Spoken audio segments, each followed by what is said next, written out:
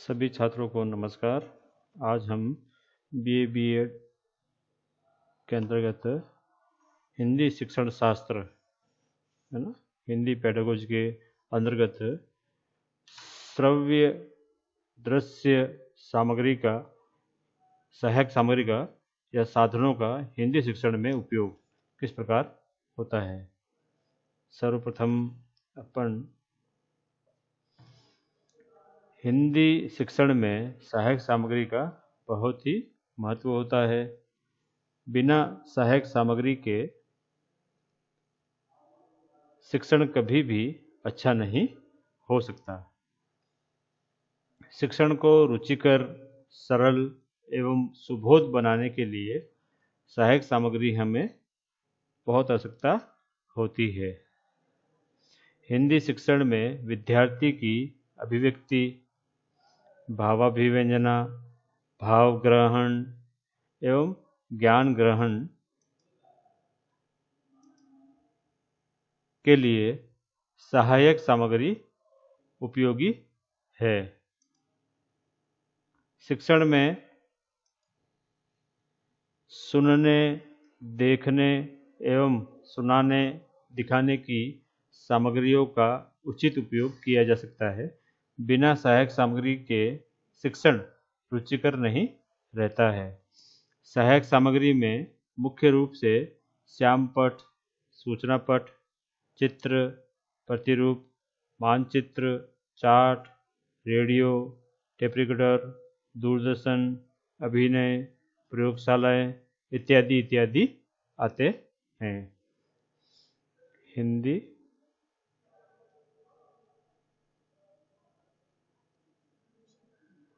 शिक्षण में सहायक सामग्री।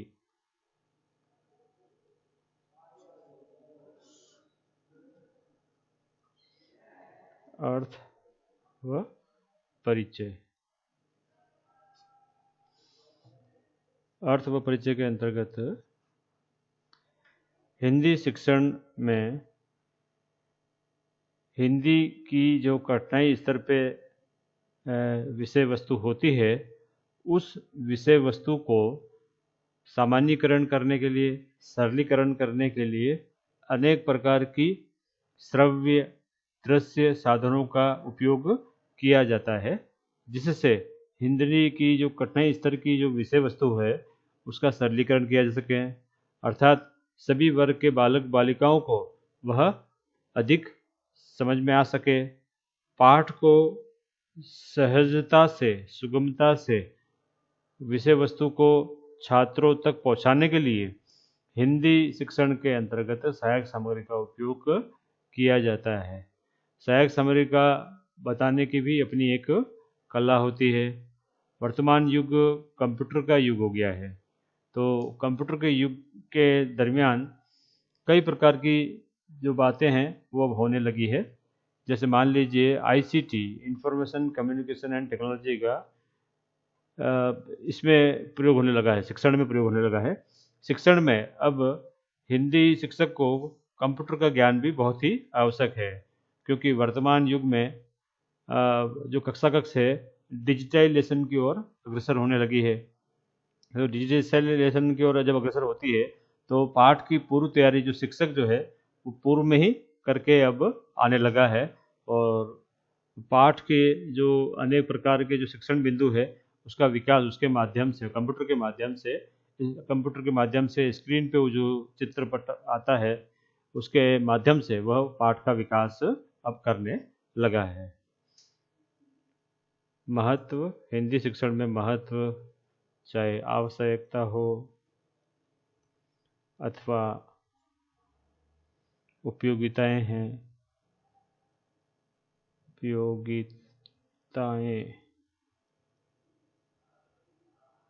अथवा विशेषताएं, ये कुछ भी आए तो आप यह लिख सकते हैं। इसके अंतर्गत पहला बिंदु, हिंदी शिक्षण में सहायक सामग्री के द्वारा विद्यार्थियों की ज्ञानेंद्रियां सक्रिय रहती है और उन ज्ञानेंद्रियों के माध्यम से प्राप्त ज्ञान का उपयोग स्थायी होता है।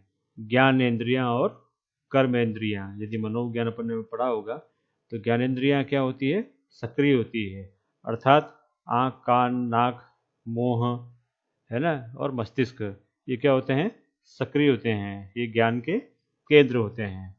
तो जब पाठ पढ़ाया जाता है शिक्षक के द्वारा तो छात्रों की ज्ञानेंद्रियां क्या हो जाती है, सक्रिय होती है।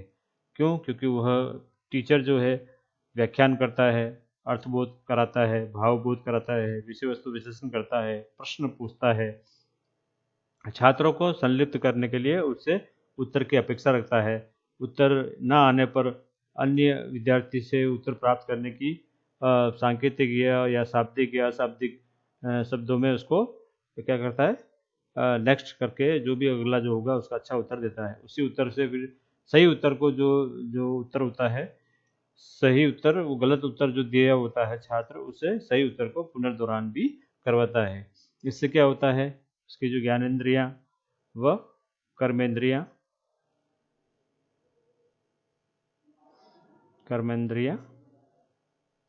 सक्रिय हो जाती है। सहायक सामग्री के द्वारा विद्यार्थियों को कम से कम समय में अधिक ज्ञान देना। कम समय में अधिक ज्ञान देना।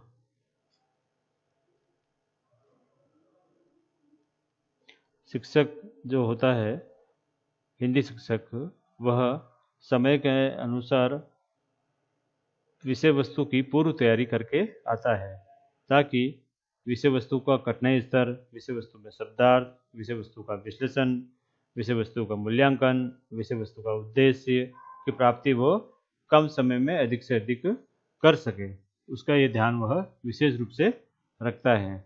तो उसकी जो पूर्व नियोजित जो योजना है उसको वो क्या करता है, बनाता है। ये पूर्व नियोजित योजना को बना करके कक्षा कक्ष में उसको सुचारू रूप से संचालित करने का प्रयास करता है, और जो भी उसके लक्ष्य होते हैं उस पर वो अग्रसर होता है। सहायक सामग्री में कुछ साधन ऐसे हैं जिसके द्वारा विद्यार्थी स्वयं ही ज्ञान प्राप्त कर सकता है। इसमें केवल अध्यापक के द्वारा मार्गदर्शन की आवश्यकता होती है। तो स्वयं ज्ञान छात्र ले सकते हैं, वह शिक्षक मार्गदर्शक के रूप भूमिका अपनाते हैं। मार्गदर्शक, है ना, शिक्षक मार्गदर्शक के रूप में होते हैं। जैसे मान लीजिए चर्चा परिचर्चा या डिस्कशन जो मेथड होता है, उसमें स्वयं गान करके क्या करते हैं, अथवा समूह शिक्षण जो होता है उसमें सभी छात्र छात्राएं समूह में रह करके पाठ को पढ़ते हैं और स्वयं गान प्राप्त करते हैं। शिक्षक जो होता है प्रत्येक प्रकार के जो बिंदु होते हैं उसको श्यामपट्ट के माध्यम से उकेरता है। जब श्यामपट्ट में वो चीज़ आ जाती है तो छात्रों के सहयोग से उस शिक्षण बिंदु का विकास करता है। तो इससे क्या होता है, छात्रों का स्वयं ज्ञान भी बढ़ता है शिक्षक के मार्गदर्शन पे। अगला जो है, सहायक सामग्री के द्वारा विद्यार्थी निष्क्रिय नहीं रहता है। सहायक सामग्री के द्वारा वह देखने, सुनने, विचार करने, अपने कुछ भी जो बात है उसको व्यक्त करने का कार्य भी साथ साथ करता है। यदि आपने कक्षा कक्ष में सहायक सामग्री का उपयोग किया, सहायक सामग्री के माध्यम से विद्यार्थी सक्रिय रहता है। आपने देखा होगा कि जब अनेक प्रकार के जो चित्र है या अनेक प्रकार के जो मॉडल है, अर्थात प्रत्यक्ष वस्तु है, अर्थात शिक्षक द्वारा स्वयं को सक्रिय रख करके कोई उद्धरण है, प्रसंग है, कहानी है, काव्य है, सुनाया जाता है, तो इससे क्या होते हैं, छात्रों के जो कर्मेंद्रियां और ज्ञानेंद्रियां हैं वो सक्रिय हो जाती है। जब विद्यार्थी सक्रिय हो जाता है तो विषय वस्तु का छात्रों तक सरलीकरण के माध्यम से पहुंचाया जाता है।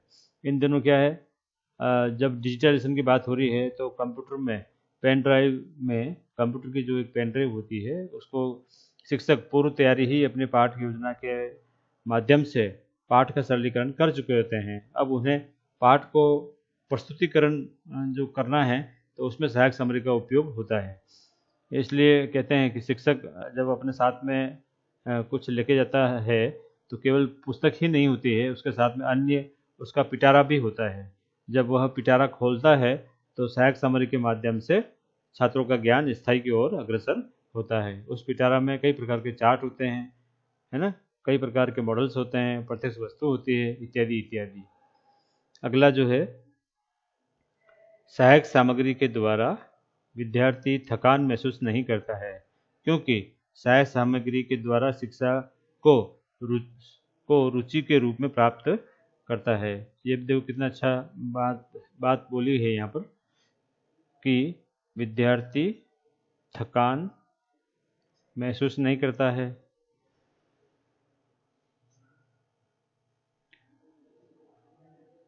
क्योंकि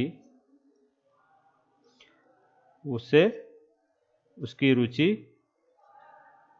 जागृत हो जाती है, उसकी रुचि जागृत होती है। आपने देखा होगा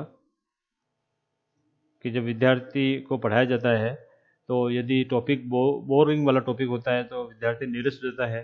कई विद्यार्थी तो थकान महसूस करते हैं और वो टेबल पे ही या कुर्सी पे ही आगे पीछे होते रहते हैं, या हाथ टिका के बैठे रहते हैं, या सोने का प्रयास कर भी लेते हैं। परंतु यदि आप अनेक प्रकार की सहायक सामग्री से पाठ को पढ़ाते हैं, उन शिक्षण बिंदुओं का जब विकास करते हैं और तरह तरह की सहायक सामग्री बताते हैं तो छात्र उत्साहित होकर के उसको देखने का प्रयास करते हैं, सुनने का प्रयास करते हैं। इससे क्या है, पाठ में रुचि बनी रहती है। तो जो शिक्षार्थियों की जो रुचि है उसको जागृत करने का जो काम भी है सहायक सामग्री करती है। अगला जो है छठवां, सहायक सामग्री के द्वारा विद्यार्थी की भाव ग्रहण, ज्ञान ग्रहण,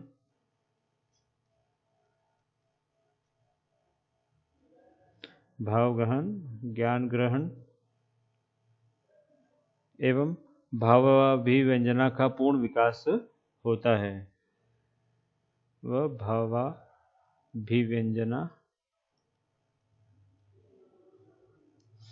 का पूर्ण विकास होता है।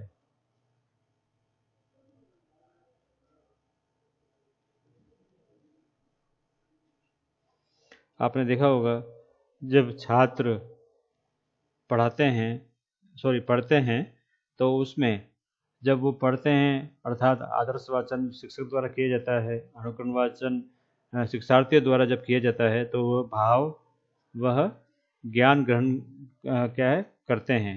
अर्थात कई शब्दार्थ जो होते हैं वो श्यामपट्ट के माध्यम से, अर्थात यदि वो डिजिटलाइजेशन है तो कंप्यूटर स्क्रीन के माध्यम से क्या है शब्द का अर्थ निकाला जाता है, उसके विधि प्रयोग के माध्यम से व्याकरण का ज्ञान उन्हें दिया जाता है।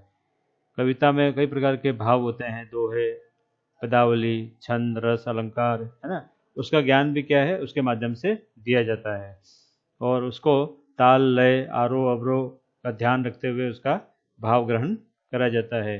तो आधा भाव तो उसको क्या है सहायक सामग्री का जब अपन बताते हैं उस क्रिया करते हैं तो सहायक सामग्री से जब उसका सामान्यकरण या सरलीकरण हो जाता है विषय का, तो उसके बाद में सभी छात्रों को क्या होता है आराम से समझ में आ जाता है, क्योंकि प्रत्येक वर्ग के जो बालक बालिकाएं कक्षा कक्ष में क्या है बैठे हुए होते हैं। हमें निम्न या डल बच्चे को भी पढ़ाना पड़ता है तो वहाँ तक के छात्र को ध्यान रखते हुए भी सहायक सामग्री का उपयोग किया जाता है। सहायक सामग्री के द्वारा विद्यार्थियों की भाषा में प्रवीणता एवं उच्चारण में सुधार आता है। उच्चारण व भाषा में प्रवीणता आती है।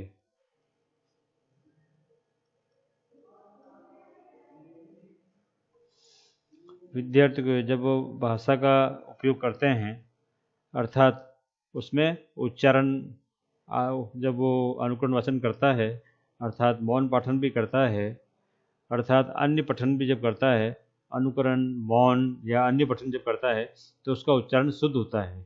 उच्चारण को शिक्षक श्यामपट्ट पे लिख करके, जो सहायक सामग्री का ही एक अंग है, उसके अंतर्गत शुद्ध उच्चारण करने का उसको प्रयास कराया जाता है। उसी के अंतर्गत जब भाषा का जो ज्ञान दिया जाता है कि कौन से शब्द की उत्पत्ति किस प्रकार हुई है, तो उसका भी सारा श्यामपठ अथवा कंप्यूटर के माध्यम से उसको स्क्रीन पे बताया जाता है कि इसी तरह से इसका विकास हुआ है। तो छात्रों की उच्चारण व भाषा में प्रवीणता, मतलब वे उस भाषा में अच्छे होते हैं। अगला है सहायक सामग्री के द्वारा ज्ञान रुचिकर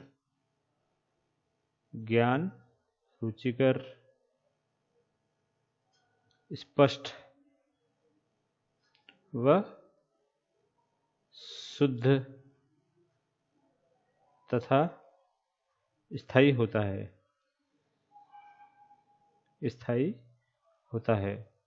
आपने देखा होगा कि जो ज्ञान उनको हर प्रत्येक पाठ यूं ही नहीं होता है, प्रत्येक पाठ के पीछे कोई ना कोई ज्ञान छिपा होता है। उस ज्ञान को रुचिकर, स्पष्ट व शुद्ध बनाने का जो कार्य है वो अध्यापक करता है।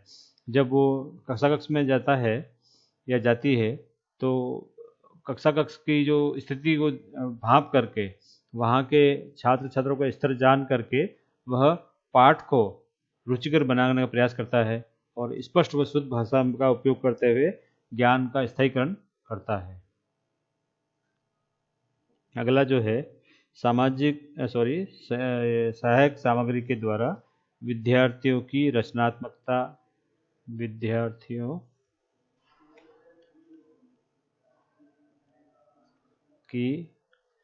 रचनात्मकता, कलात्मकता, ये कल्पना हो जाएगा, कल्पनात्मकता आदि का विकास अच्छा होता है। आपने देखा होगा कि हिंदी शिक्षण में कई प्रकार की जो विधाएं होती है, उसमें पद्य शिक्षण की भी अपनी एक विधा होती है। पद्य शिक्षण के अंतर्गत कई प्रकार के रस, छंद, अलंकार इत्यादि की बात आती है। उनकी जन्म शती मनाना, उनके जन्मोत्सव मनाना, लेखक और जो कविकार जो होते हैं, यदि उनको बनाते हैं तो छात्रों में रचनात्मकता, कल्पनात्मकता के विकास होता है। कैसे? जब वो कविता पढ़ाई जाती है अथवा दोहा पढ़ाया जाता है, तो छात्रों में भावबोध होता है, अर्थबोध होता है, तो वे भावनाशील बनते हैं और उसके अनुसार ही वे कई प्रकार की जो कविताएं पढ़ते हैं, तो स्वरचित कविताएं करने का जो कार्य है वो आता है। तो जो सृजनात्मकता में आता है, रचनात्मकता में आता है। कल्पनात्मकता, जब वो कल्पना करते हैं और जैसे प्रकृतिवादी कविताएं पढ़ते हैं, रसवादी कविताएं पढ़ते हैं, प्रयोगवादी पढ़ते हैं, व्यवहारवादी पढ़ते हैं, मानवतावादी कविताएं पढ़ते हैं, भावपूर्ण वाली कविताएं पढ़ते हैं, तो उनमें अनेक प्रकार की कल्पनाएं उत्पन्न होती है। तो वे काव्य पाठ जब करते हैं, तो वहाँ पर अपनी काव्य सुंदरता, वहाँ पर जब काव्य पाठ का आयोजन होता है, तो अपनी स्वरचित कविता का वे वहाँ पर क्या करते हैं, प्रदर्शन करते हैं, जिससे उनकी कल्पनाशीलता, सृजनशीलता आदि सभी सामने आती है। तो विद्यार्थियों की रचनात्मकता, कल्पनात्मकता आदि का विकास होता है।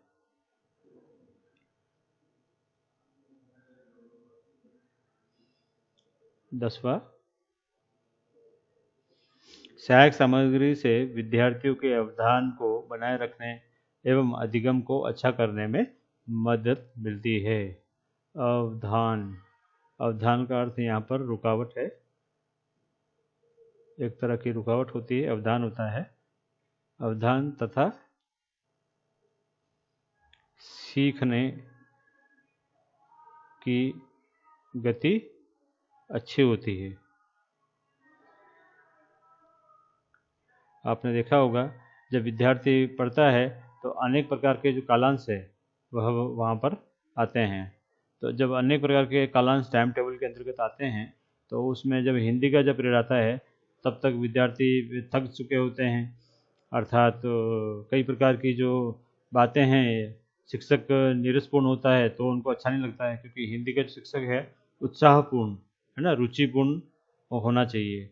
तो जब हिंदी का शिक्षक उत्साहपूर्ण, रुचिपूर्ण से जो पाठ को पढ़ाता है, तो ये अवधान क्या है, नहीं होता है। क्यों? क्योंकि वो अपने पिटारे से, अर्थात वो कोई ना कोई सहायक सामग्री उस पिटारे में लेकर के आता है, और जब वो पिटारा खोलता है और उसको अपने भावपूर्ण शब्दों में अभिव्यक्त करता है तो छात्रों में क्या एक जान आ जाती है।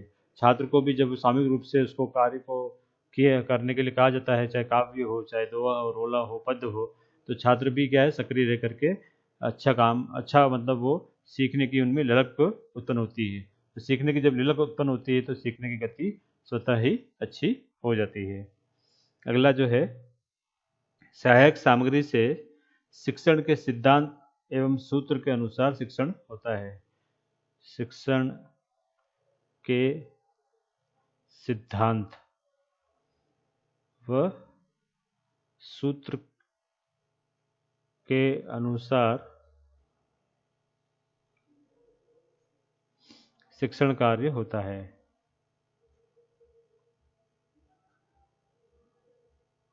अनुसार शिक्षण कार्य होता है।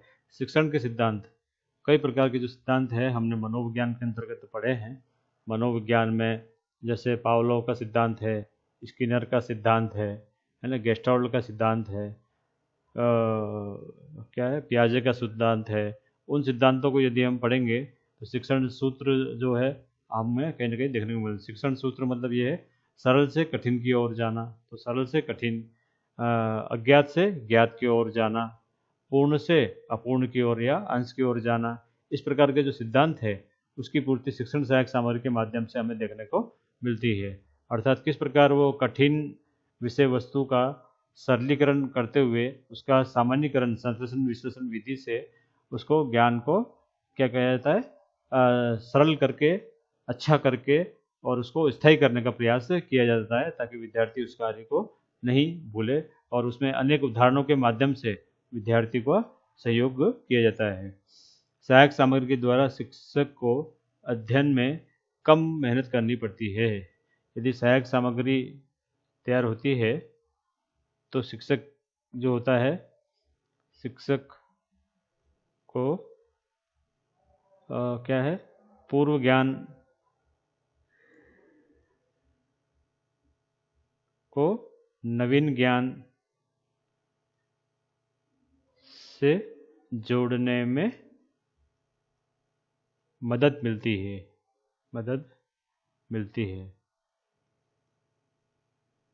सहायक सामग्री शिक्षक को, सहायक सामग्री से, है ना, शिक्षक को पूर्व ज्ञान को नवीन ज्ञान से जोड़ने में मदद मिलती है। पूर्व ज्ञान क्या है, जैसे मान लीजिए उसको परिवहन के साधन पढ़ाना है, तो परिवहन के साधनों को पढ़ाने के लिए उसे क्या करना पड़ेगा, पूर्व ज्ञान पे आधार पे जाना पड़ेगा। तो उससे पहले क्या चलते थे, बैलगाड़ी, घोड़ा गाड़ी, ऊँट गाड़ी, है ना, इस प्रकार की और बहुत सारी जो गाड़ियाँ हैं वह पूर्व ज्ञान से उसको जोड़ना पड़ता है, क्योंकि सभी छात्र छात्राएँ उससे परिचय में होते हैं। फिर उसके माध्यम से नवीन ज्ञान को जोड़ो। फिर जब इसका कहते हैं ना इंजन का आविष्कार होने लगा तो साइकिल का आविष्कार हो गया, फिर रिक्शे का आविष्कार हो गया, फिर अनेक प्रकार के जो साधन हैं, है ना, ट्रेन, बस, फिर उसके बाद में यदि उसके पानी के जहाज की बात करेंगे, फिर हवाई जहाज की बात करेंगे। तो इस तरह से क्या होता है, उसको शिक्षक को मदद मिलती है, उसकी पूर्व तैयारी अच्छी होती है। सहायक सामग्री के द्वारा कक्षा में पूर्ण अनुशासन बना रहता है। कक्ष में पूर्ण अनुशासन बना रहता है। आपने देखा होगा एक शिक्षक जब पूर्व तैयारी करके आता है और पाठ को पढ़ाने जाता है तो इस पाठ को पढ़ाने में सभी छात्र छात्राएं क्या होते हैं, जब सक्रिय हो जाते हैं और विषय की ओर एकटक नज़र से देखते हुए उस विषय पर आकर्षित होते हैं। तो विषय की ओर आकर्षित कब होते हैं, जब आप कक्ष में सहायक सामग्री का उपयोग करते हैं। तो जब आकर्षित होते हैं उस विषय सामग्री पर कक्ष में तो उनका अनुशासन बना रहता है। प्रत्येक विद्यार्थी यह चाहता है कि जो आज शिक्षक पढ़ाने जा रहे हैं तो वो कल दोबारा नहीं पढ़ाएंगे या परसों नहीं पढ़ाएंगे या रिपीट नहीं होगा, तो क्यों ना इसका ज्ञान मैं आज ही अच्छी तरह से ग्रहण कर लूँ। तो वह एकाग्रता से, है ना, उस विषय वस्तु में जब ध्यान देता है तो अनुशासन पूर्णतः स्वतः बन जाता है। अब इसके बाद में जो है हम अगले प्रश्न में साधनों के बारे में चर्चा कर लेते हैं।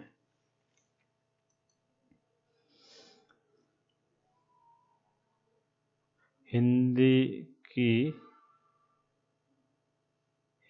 के प्रमुख शिक्षण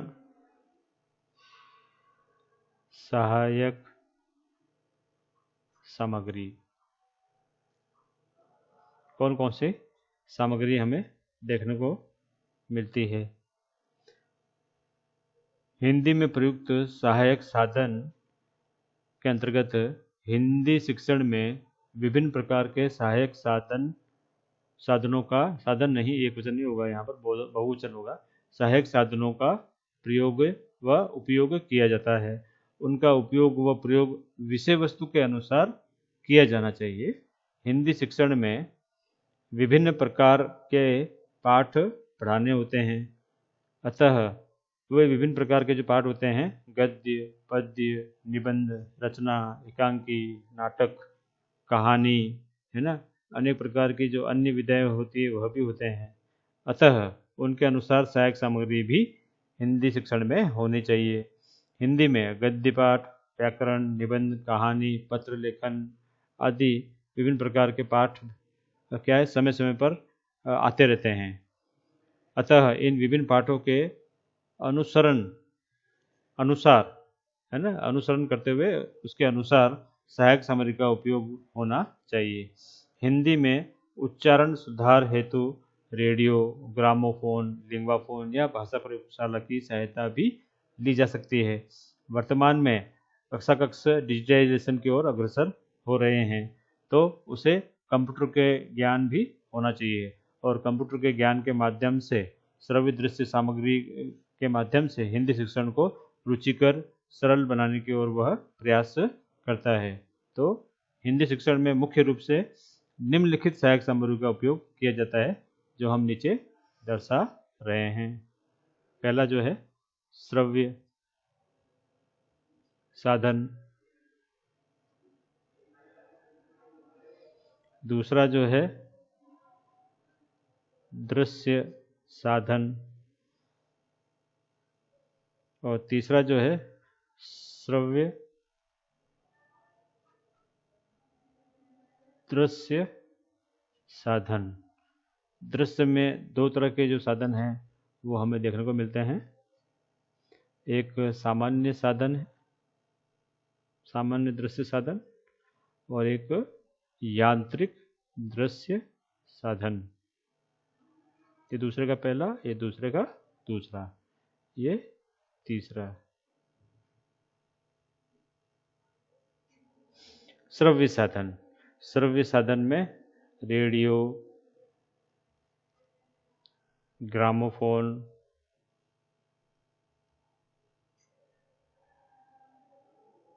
टेप रिकॉर्डर,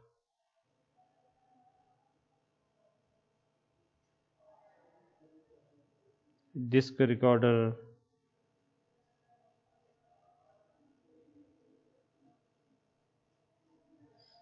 लिंग्वाफोन व भाषा प्रयोगशाला इत्यादि इत्यादि होते हैं। दृश्य में सामान्य जो साधन है, और यदि हम उसके बारे में बात करें, सर्वप्रथम जो इसका मित्र रहा है, शिक्षक का परम मित्र श्यामपट्ट। इसमें 1 2 3 4 5 6, इसमें पहला सामान्य में श्यामपट्ट। दूसरा, यदि कोई चित्र वगैरह जो है वो लाता है शिक्षक, वह तीसरा रेखा चित्र, जो अपन गणित या अन्य विषय में अपन उपयोग करते हैं, भूगोल में भी इसका उपयोग किया जाता है। मानचित्र, ये भूगोल की अपन बात कर रहे हैं कि भूगोल पढ़ाते समय इसका विशेष योगदान है। पांचवा, स्वरचित चार्ट भी होते हैं जो आप बनाते हो, स्वरचित चार्ट, है ना। छठवा, भित्ति पत्रिका, यह भी इसके अंतर्गत आती है। ये क्या होती है अपन अभी डिस्कस करेंगे, एक बार नाम लिख लूँ मैं। पाठ्य पुस्तक भी क्या है, दृश्य साधन है। पाठ्य पुस्तक, पत्र पत्रिकाएं भी दृश्य साधन हैं।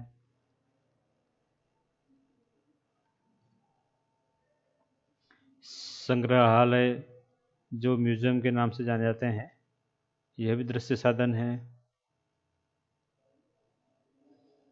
वस्तु प्रतिमा है ना, जिसको मॉडल कहते हैं, यह भी दृश्य साधन है। प्रतीक चिन्ह,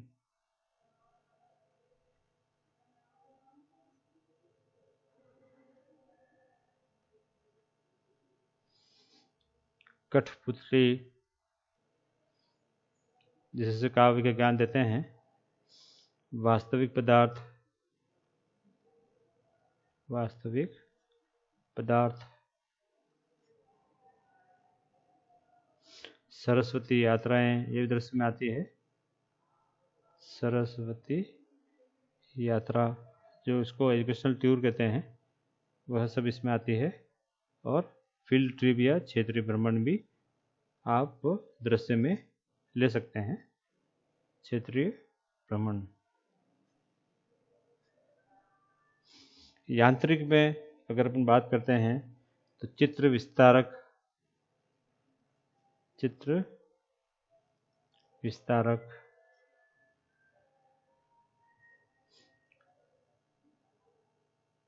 चित्र दर्शक यंत्र,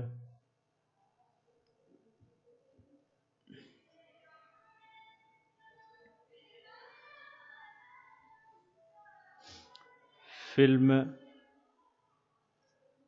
स्ट्रिप, प्रोजेक्टर,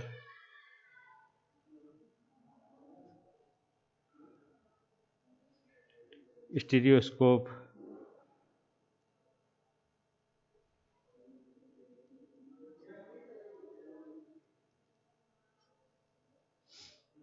अब अपन सर्वदृश्य की बात करते हैं। सर्वदृश्य में सर्वप्रथम आता है दूरदर्शन। ये चैनल नहीं है। दूरदर्शन जो टेलीविज़न में अनेक प्रकार के जो दृश्य दिखाई देते हैं। चलचित्र जिसे हम फिल्म्स कहते हैं। तीसरा है VCP। चौथा है VCR। पांचवा है नाटक। हिंदी में कई प्रकार के नाटक होते हैं। छठवा है एकांकी। एक अंक में घटित होने वाली एकांकी कहलाती है। नाटक, एकांकी, अभिनय कह सकते हैं। कार्टून, कठपुतली बोलती हुई भी हो सकती है, यह भी इसमें आ सकती है। और वर्तमान युग में क्या हो गया है, कंप्यूटर ने अपना स्थान ले लिया है। और आठवां जो है आपका मोबाइल भी हो गया है कि आदमी क्या है, मोबाइल होने लगा है। इस प्रकार के और भी जो हिंदी के प्रमुख शिक्षण सहायक सामग्री इसके अंतर्गत आते हैं। चलिए, सबसे पहले रेडियो।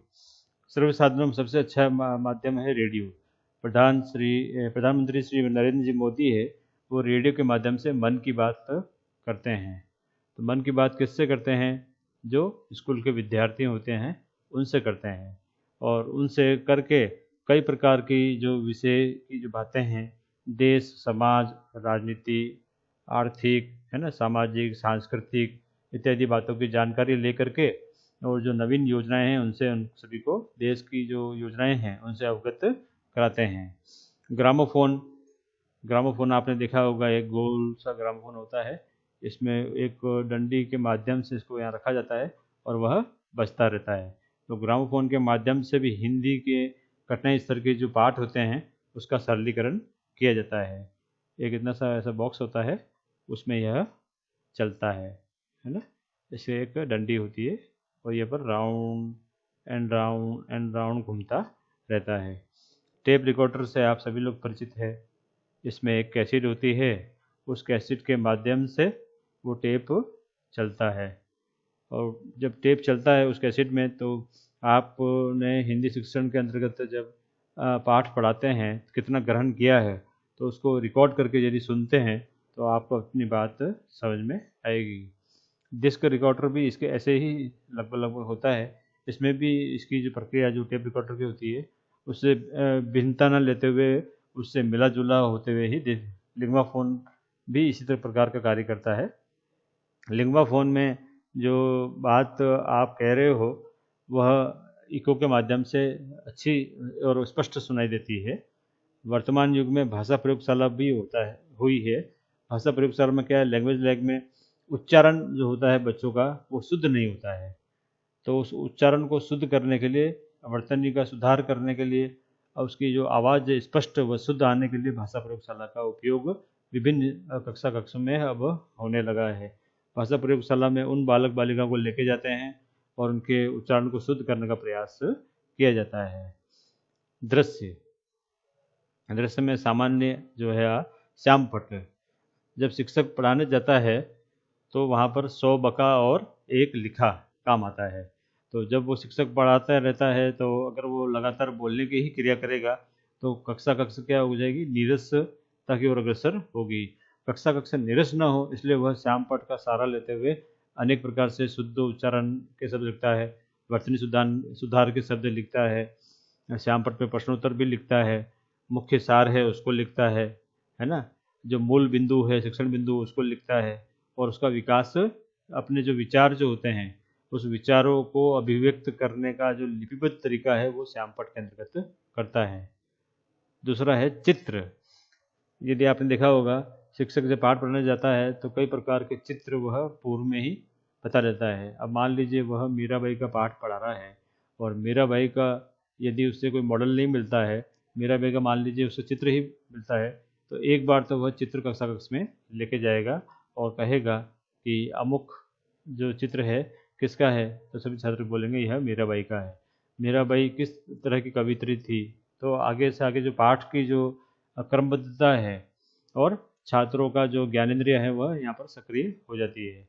इसी प्रकार जब कोई आरेख खींचना होता है और आरेख के माध्यम से उस पाठ को पढ़ाया होता है, जैसे रेखा गणित है तो उसमें आरेख का महत्वपूर्ण स्थान होता है, और भी कई गणित की जो बातें होती है या भूगोल की जो बातें होती है तो उसको आरेख है ना यार खींच करके, रेखा चित्र खींच करके उसको एक बार क्या है कच्चे रूप में बताया जाता है। स्थायी रूप में तो उसको बाद में जब जैसा वो चित्र होता है उसमें बताया जाएगा। इसी प्रकार मानचित्र में मानचित्र ऐसा चित्र जिसका मान किया गया हो, अर्थात वह मानक होता है, स्टैंडर्डाइज होता है, तो उस चित्र को क्या लिखा जाता है, वो श्यामपट्ट के ठीक सामने जो होती है वहाँ पर कील लगा करके वह बताने का प्रयास करता है। मानचित्र में वो चित्र ऐसा होता है कि जिसका मान किया हुआ होता है। तो जब भूगोल को पढ़ाया जाता है तो उसकी जो अक्षांतर रेखाएं हैं, देशांतर रेखाएं हैं और कहाँ पर वो स्थित है, कितने डिग्री व एंगल में उसका वो होगा, तो सारी बातें वो भूगोल के अंतर्गत वह करता है। हिंदी में इसका उपयोग इसलिए होता है कि मान लीजिए हिंदी कई प्रकार की यात्रा वृत्तांत आती है तो उसमें भूगोल का वर्णन देखने को मिलता है, रेखा चित्र आता है, संस्मरण आते हैं, तो उसमें भी क्या है इस प्रकार की बातें आती है। स्वरचित चार्ट भी क्या है, जब पाठ पढ़ाता है शिक्षक तो उसमें वह मान लीजिए पेंटिंग में रुचि लेता है, मान लीजिए अन्य किसी उसमें रुचि लेता है, तो वह क्या करता है अपनी जो काल्पनिक जो बातें हैं उसको स्वरचित चार्ट में उतार करके विषय वस्तु को सरलीकरण की ओर अग्रसर करता है। भित्ति पत्रिका आपने देखा होगा, फोम जो होता है ना, तो उस फोम के माध्यम से भित्ति पत्रिका का निर्माण होता है।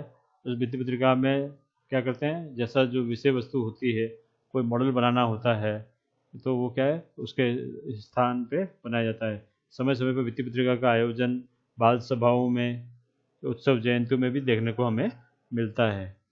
पाठ्य पुस्तक, जब पाठ को पढ़ाते हैं तो पाठ को पढ़ाने पर पुस्तक किस प्रकार पकड़नी चाहिए, किस प्रकार उसको अपने एक फिट से दूरी नहीं रखनी चाहिए, क्योंकि फिर वो देखने में क्या है समस्या आती है। तो पाठ्य पुस्तक भी क्या है एक सहायक सामग्री का बहुत ही अच्छा साधन है।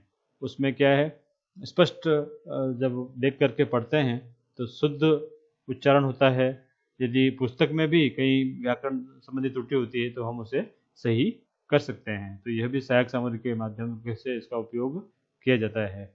पत्र पत्रिकाएं, अनेक प्रकार की पत्र पत्रिकाएं हिंदी में छपती है ना। उन पत्र पत्रिकाओं का उल्लेख करते हुए आप शिक्षण सहायक सामग्री का माध्यम से पाठ को अच्छा बना सकते हैं।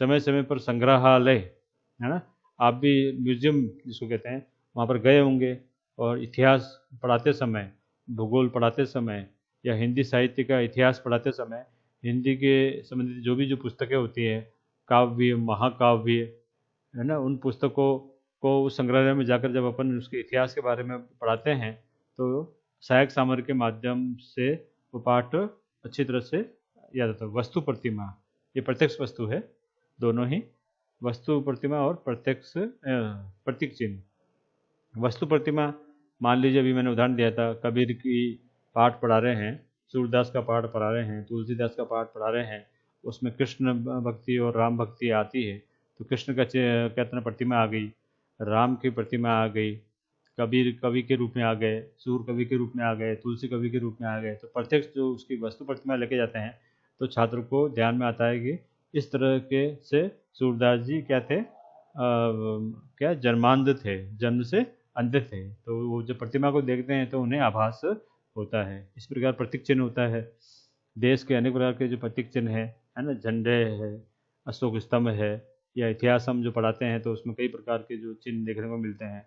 तो ये चिन्ह भी क्या करते हैं, हिंदी में सहायक सामग्री का उपयोग करते हैं। जब हिंदी पढ़ाते हैं तो उसमें इनका बहुत ही अपना स्थान होता है।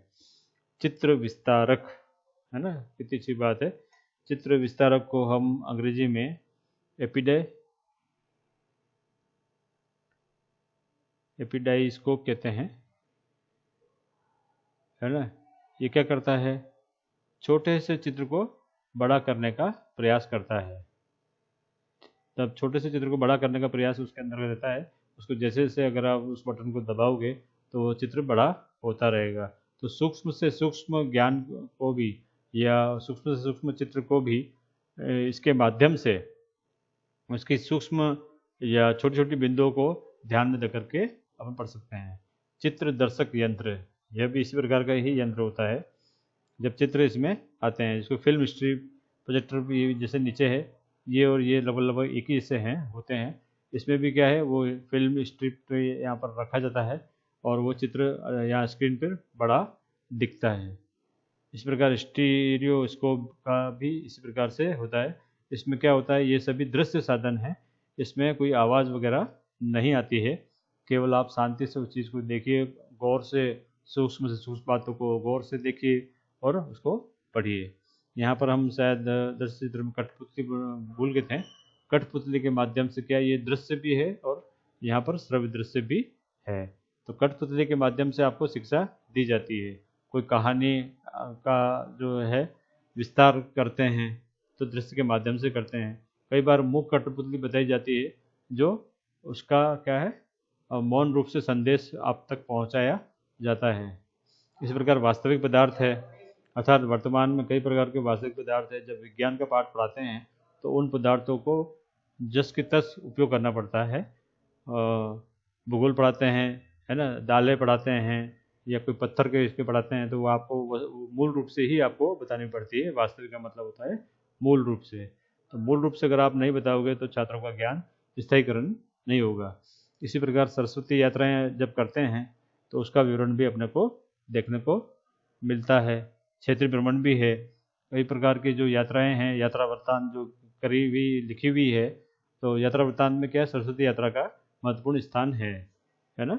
इस प्रकार क्षेत्रीय भ्रमण, जब फील्ड ट्रिप पे अपन जाते हैं, चाहे वो भूगोल हो, चाहे विज्ञान संबंधी हो, चाहे उद्योग संबंधी हो, चाहे अपन अन्य कोई साहित्यिक जगह जा रहे हैं या कोई लोक देवी देवता के बारे में पढ़ने जा रहे हैं, तब भी इसका महत्व होता है।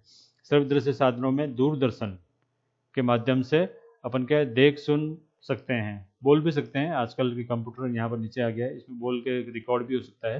तो दूरदर्शन में अच्छी अच्छी जानकारियाँ हमें देखने को मिलती है। चलचित्र, जिसे हम फिल्म कहते हैं, फिल्म में अच्छी अच्छी जो फिल्में होते हैं जो विषय संबंधी होती है, यदि इसको अपन देखते हैं तो ज्ञान का विस्तार वगैरह भी होता है। VCP और VCR, है ना, यह भी बहुत ही अच्छा साधन है इनमें को भी रिकॉर्ड करके आप अपने कैसेट को लगा करके उसको सुन सकते हैं। प्राचीन काल में नाटक, एकांकी और अभिनय का बड़ा महत्व था। अगर आप नाटक, एकांकी, अभिनय के बारे में मूल रूप से अगर देखना चाहे तो इस विषय के बालक बालिका को यदि आप देखोगे तो नाटक के माध्यम से वो भाव, वो कहते हैं ना, उस व्यक्ति या उस महिला अर्थात लड़का लड़की में आते हैं और वो उसको करते हैं। तो आपने देखा होगा रामलीला जो है नाटक के माध्यम से होती है ना, कृष्ण लीलाएँ भी होती है। एकांकी अभिनय में एक अंक में घटित करने वाले जो समाज में अनेक प्रकार के जो अंधविश्वास है उसको दूर करने के लिए एकांकी अभिनय का उपयोग किया जाता है। कई प्रकार की जो प्रथाएं हैं, कुप्रथाएं हैं, उसका विरोध करने के लिए भी इसका उपयोग किया गया है। कार्टून और कठपुतली का उपयोग यहाँ पर हमने बता चुके हैं कि कार्टून और कठपुतली के माध्यम से भी क्या है, लोक कथा का ज्ञान दिया जाता है। छोटी छोटी कहानी होती है, उसका ज्ञान भी दिया जाता है। और वर्तमान युग कंप्यूटर है ना और मोबाइल का है।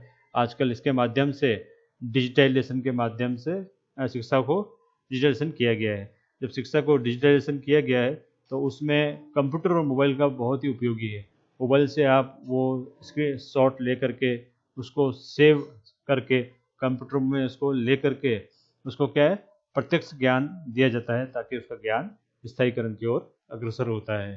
तो आप सभी ने आज हिंदी के प्रमुख शिक्षण सहायक सामग्री के बारे में पढ़ा, जिसमें श्रव्य, दृश्य व श्रव्य दृश्य है।